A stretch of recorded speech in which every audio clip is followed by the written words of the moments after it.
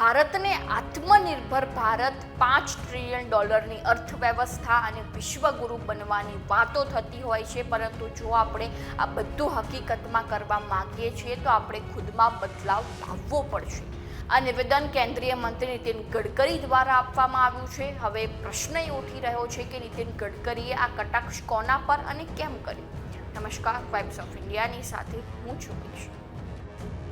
2 દિવસ પહેલા મહારાષ્ટ્રના સાંગલીમાં છત્રપતિ શિવાજી મહારાજની પ્રતિમાના અનાવરણના અવસર ઉપર નીતિન ગડકરી પહોંચ્યા હતા અને તે સમય દરમિયાન તેમણે જણાવ્યું હતું કે જો તમારે વિશ્વગુરુ બનવું હોય તો પહેલા પોતાનામાં બદલાવ લાવવો પડશે.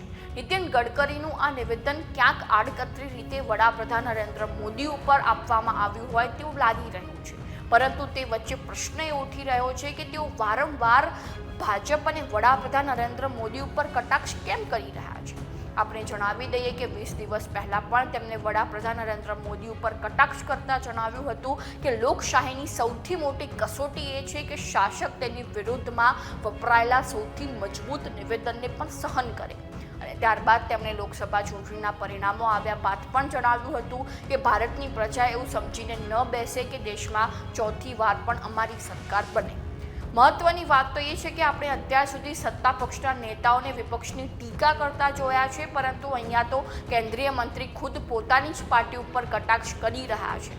અને તે વચ્ચે પણ ખૂબ મોટો પ્રશ્ન છે કે તેઓ વારંવાર નરેન્દ્ર મોદીની ટીકા કેમ કરી રહ્યા છે, જેમાં નીતિન ગડકરી વડાપ્રધાન મોદીની ટીકા કરીને પક્ષ અને વિપક્ષમાં રહેલા વડાપ્રધાનના વિરોધીઓનો સાથ લેવા માંગતા હોય તેવી શક્યતાઓ દેખાઈ રહી છે અને ચર્ચાઈ પણ રહી છે. તો હવે જોવું રહ્યું કે ભાજપનો આંતરિક વિખવાદ કઈ સીમા સુધી પહોંચે છે. તો આવી જ નવી માહિતીને જાણવા માટે ફોલો કરતા રહો વાઇબ્સ ઓફ